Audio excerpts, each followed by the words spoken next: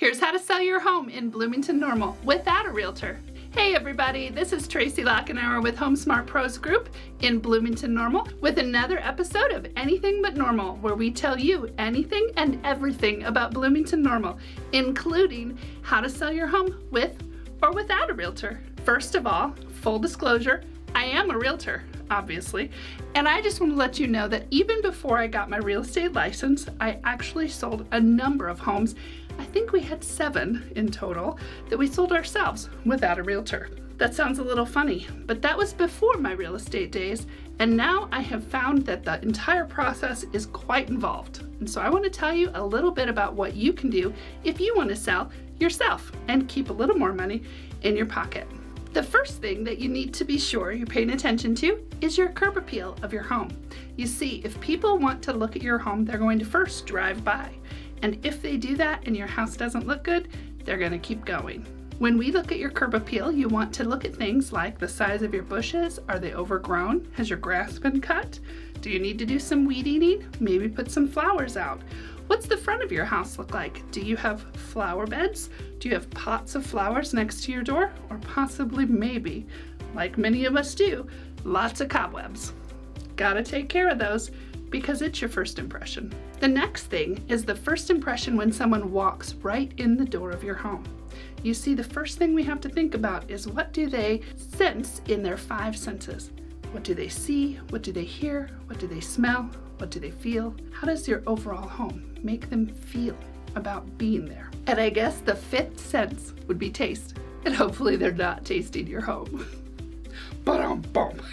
We definitely should never eat lead paint. Once you've stopped in your front door and you've looked to see what are they seeing, what are they feeling, hearing, and sensing about your home, then we need to look at the presentation, because presentation is everything.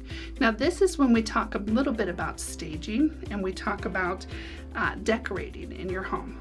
Now most people that live in their home, they don't see some of the things that they're living with, whether it be clutter or things that maybe are a little bit of an eyesore.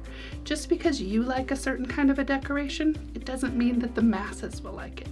So when we bring in our team to sell a home, we always bring in a stager. And that's one thing I would highly recommend, is that you call a professional stager who can come in and advise you about your home, about your decor, and also about the arrangement of your furniture. Many of the stagers will actually bring in furniture if you're missing any, and you need to have it in your home to really make your home feel very appealing. Now the cost of a stager is about 1% of the total value of your home. So that can range anywhere from $500 to $5,000. I will tell you, however, that if you were to ask me, that staging is one of the most important things you can do when you're selling your home. While it does cost 1%, it will bring in 10% more than any home that is not staged. And that's a national average you can look up on the National Association of Realtors website. Okay, the next issue that we need to talk about is professional photography. Now most realtors in the world, probably about 86%, are going to use their camera to take pictures of your home. How many of you have looked online at pictures on Realtor.com or Zillow or any of those public feeds and seen photos that are dark, misleading? Maybe you see a toilet brush on the back of the toilet or someone's unmentionables on the floor in the bathroom. Here's an example of before and after staging.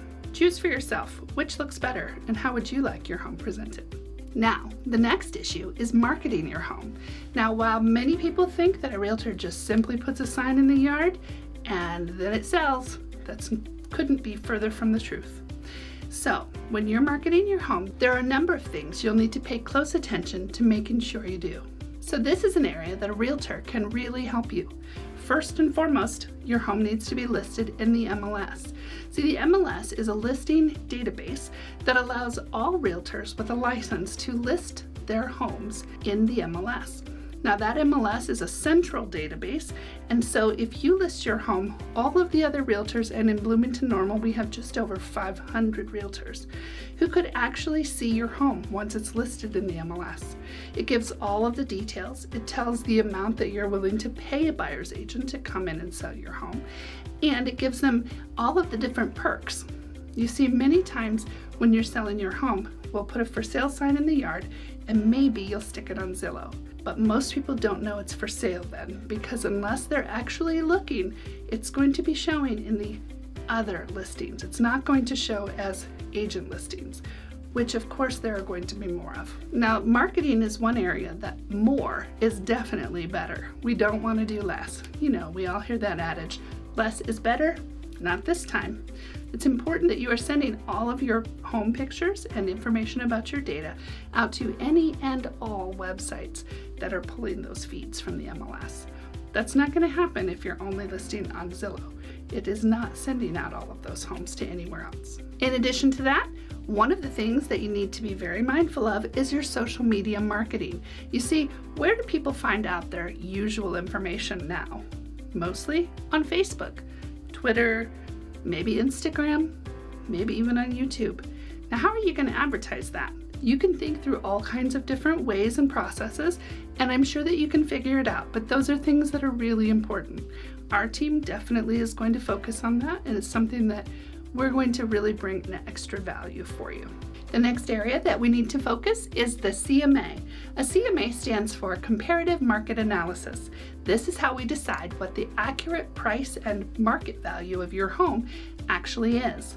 Now, many of you will look on Zillow and you'll see what they call a Zestimate. That number is never accurate. See, that number takes into consideration every single home that has sold, even at arm's length from a grandparent to their child or to their grandchild, even if it was only sold for $1. And that actually drops the value of each home surrounding it. It's looking at 100 homes surrounding it and applying an algorithm that tells it in general how much per square foot each home is worth. But as we all know, our homes are all different. The value, the updates, the space, and the different perks that come with the home are not taken into consideration. We find that that estimate is always low.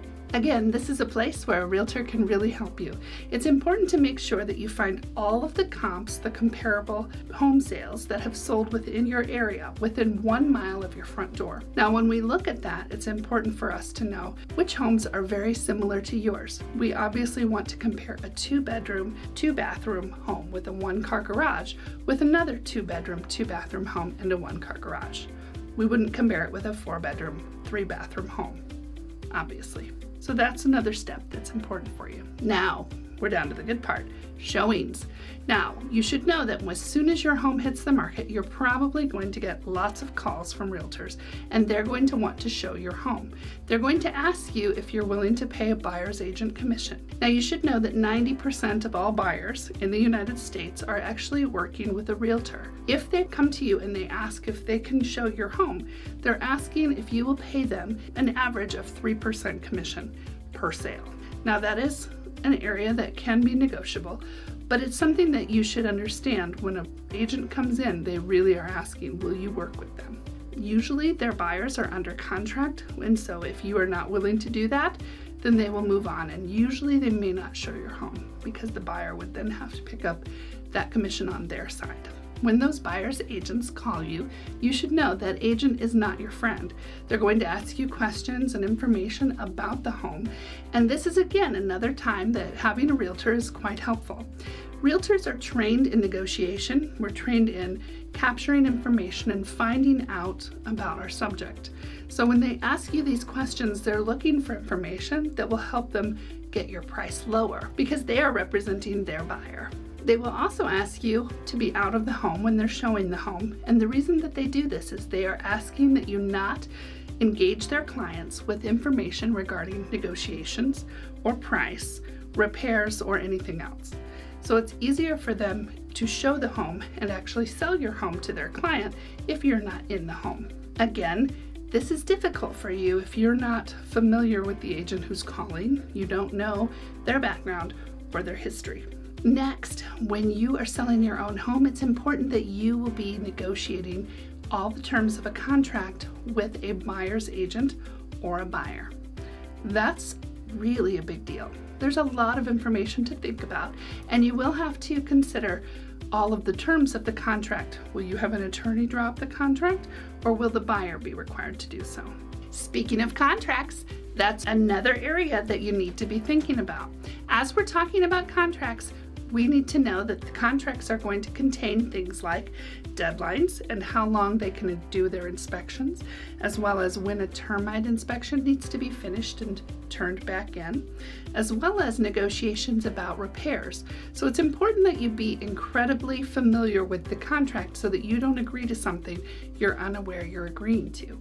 Generally, a buyer has about 14 days to do their inspections. If they don't get a proper inspection repair request to you within that time period, oftentimes they are out of luck. Another area that will be in the contract is the appraisal. Now, you should also know that an appraiser is not your friend and they're not working with you. They will ask you lots of questions about your home and they'll be very nice, but they actually work for the buyer's lender. That lender is going to ask them to justify the price being paid for the home. And if that value is way too high, it could affect your sale. Now, once the contract's in place and all of the deadlines have been met, a closing is scheduled through the title company. The title company needs to prepare a title commitment telling you that the deed will be clear of all other liens that might be connected to the property. Now that's really important, and we need to make sure that your title insurance is set up properly and that the deed has been reviewed. And then last but not least, it brings us to the closing. Now during that time, we're going to sit and go through all of the paperwork. For the buyers, the stack is quite large that they need to sign from their lender as well as the title company and information regarding the settlement sheet. Now as a realtor, we will review your settlement sheet, but it would be recommended that you be very careful to review that line item by line item to make sure that you're not being charged something that is inappropriate and that the buyer's fees are being paid appropriately as well. Now, those are just a high-level overview of the different steps to selling your home yourself. If this sounds a little overwhelming to you, please reach out. We would love to help you sell your home, and we do it in record time for the top dollar possible. This has been another episode of Anything But Normal. If we can help you move in, move out, move up, or move on, just reach out. We'd love to help. We're always here to serve. Until next time, take care. Our contact information is in the description below.